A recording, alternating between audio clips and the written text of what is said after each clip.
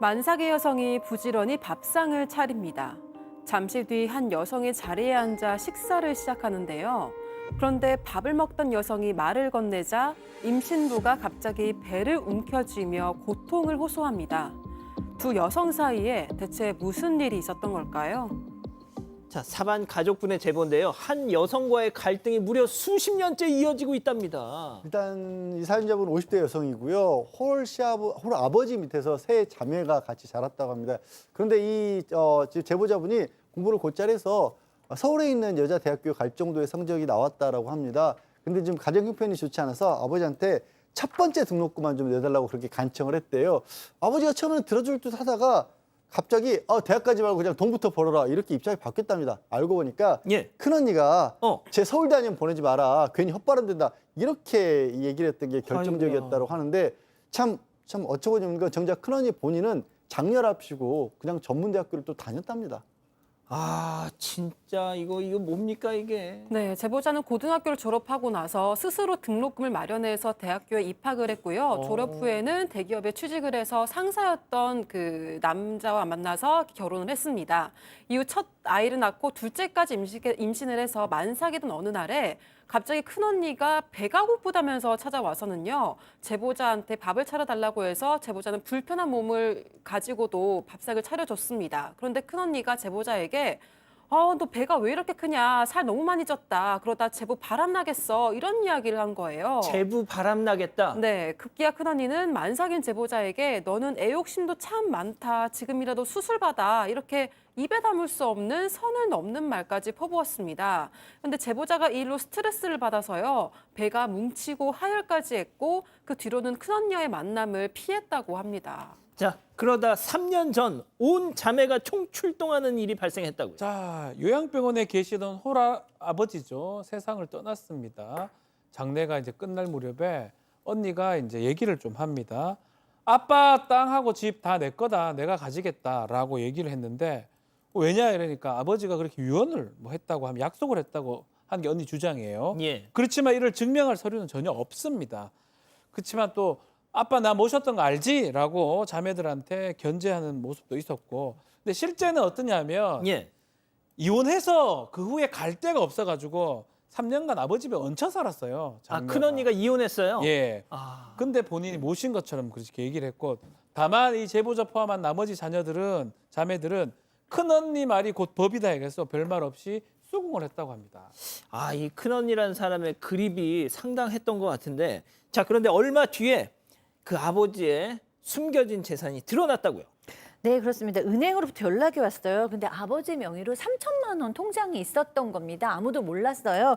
그런데 이제 자매들이 회의를 했어요. 이 돈을 어떻게 할까? 그래서 똑같이 나눠 갖자라는 결정이 났습니다. 그래서 큰언니가 일단은 맡아 있기로 했어요. 근데 몇 달이 지났는데도 돈을 안 나눠주는 거예요. 그래서 이 제보자께서 그 돈 어떻게 됐냐라고 이제 물어봤어요. 그랬더니 큰언니가 갑자기 이거 돈 나누지 말고 그냥 나 환갑 기념 우리 여행을 다 같이 떠나자. 그렇게 얘기를 했는데 이 제보자는 별로 여행을 가고 싶지가 않아서 나는 여행 안 가고 싶으니까 그냥 내 몫은 돈으로 줘라고 얘기를 했어요. 그때부터 이제 폭언이 시작된 거죠. 이 큰언니가 돈밖에 모르는 X, 이거 원래 엄마 아빠가 놔주려고 그러는데 내가 나눠주려고 그랬던 거다, 그러면서 굉장히 막말이 시작됐다고 합니다. 지금 교수님이 최대한 막 순화해서 말씀하셨는데 이 돈에 환장한 X야. 아빠가 놔주고 내가 진짜 막 그래도 언니여서 니들한테 좀 떼어주려고 했는데 이 돈에 막 환장한. 자, 그날 이후 이 제보자 막내 동생을 향한 따돌림이 시작됐다고요. 네, 큰언니는 제보자 연락처를 차단했을 뿐만이 아니라 다른 자매들한테 뒷담화를 하면서 제보자를 고립시키기 시작을 했습니다. 하지만 제보자는 언니한테 좀 고개를 숙일 생각이 전혀 없었다고 하고요. 그런데 어느 날 둘째 큰언니의 프로필 사진을 봤는데 좀 깜짝 놀라는 일이 있었습니다. 왜요? 큰언니의 딸이 결혼을 했는데 자신만 빼고 다른 언니들이 모두 참석을 한 거예요. 그래서 둘째, 셋째 언니들한테 물어봤더니 너도 큰언니 성격 알잖아. 절대 부르지 말라고 해서 못했어. 이렇게 얘기를 했습니다. 이후 제보자들이 대기업에 취직을 했을 때는 큰언니가 계약직 같더라, 이렇게 조금 비꼬는 헛소문까지 퍼뜨렸다고 합니다.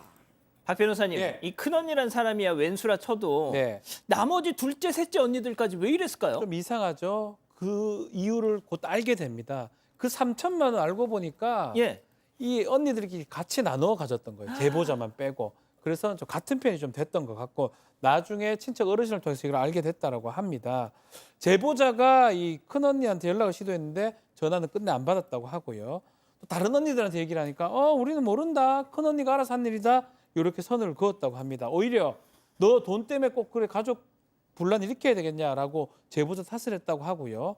나중에 보니까 그 사이에 이 세 자매가 놀러도 갔다 왔고 이 제보자 빼놓고 SNS에 뭐 사진이나 이런 것도 올리기도 했다고 합니다. 야, 막내 너 돈 그거 몇 푼 때문에 이렇게 자매들 사이 막 갈라치기 할 거야? 오히려 더.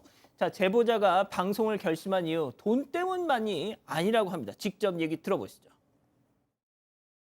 할아버지가 너무 비참해가지고 막 뭐랄까 저는 그냥 돈을 뭐 주고 안 주고를 떠나서 저한테 이렇게 욕을 하고 막 그렇게 저한테 몰아붙이고 했던 게 너무 이제 서글픈 거예요. 그 돈 그냥 네가 없어도 하지 않냐고 그냥 없는 셈 치고 그냥 그 사람 잊어버리고 살아라고 그렇게 얘기하는데 저는 부스부스 자다가도 막 너무 억울하고. 차양 변호사님. 일단 언니가 아버지로부터 그 땅과 그다음에 통장에 있는 돈을 마음대로 써다 좋다고 서류가 없다 그랬잖아요. 그건 사실은 아버지 약속 있었는지 없었는지 모른다는 얘기고 이 자매들이 똑같이 상속분에 따라서 나눠 갖는 게 원칙인 겁니다. 게다가 그렇게 나눠 갖기로 합의까지 했다는데 그걸 나중에 깬 거잖아요. 사실 뭐 제가 뭐 소송을 꼭 하라 이런 말씀은 아니지만 권리가 있으시기 때문에 이럴 경우에는 상속회복 청구권이라는 걸 통해서 다시 되찾아올 수가 있습니다. 자기에 해당하는 상속분만큼은 그런 법적인 어떤 조치는 취할 수 있습니다. 그렇군요. 자, 교수님. 네. 저는 이런 사연 들을 때마다 형제는 진짜 아무것도 아닌 건가라는 생각이 들어요. 형제가 아무것도 아닌데, 그러니까 것이 아무것도 아닌 게 아닌데 때로는 좀 멀리 있어도 괜찮은 형제들이 있고 때로는 멀리 있어야 하는 형제들도 있는 것 같습니다. 저는 이 가정을 보니까 어렸을 때 어머니를 여의고 홀 아버지와 네 자녀가 함께 살았잖아요. 그래서 이 큰 언니가 마치 엄마의 존재처럼 된 것 같고 이 아버지도 이 큰딸을 의지하면서 사셔서 큰딸의 이기가 마치 법처럼 된 것 같아요.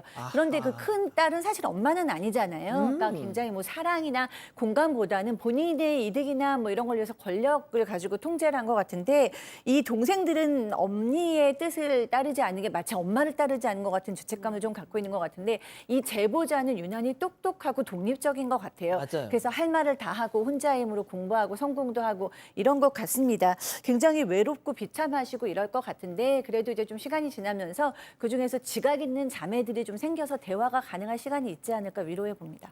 자, 우리 가족 여러분들 뭐라고 하십니까? 네, 장미님 주눅 들지 말고 당당하게 맞서야 됩니다라고 하셨고요. 마티즈님 집안이랑 손절하세요라고 하셨습니다. 안나님도 법대로 하고 연 끊으세요라고 하셨습니다. 예.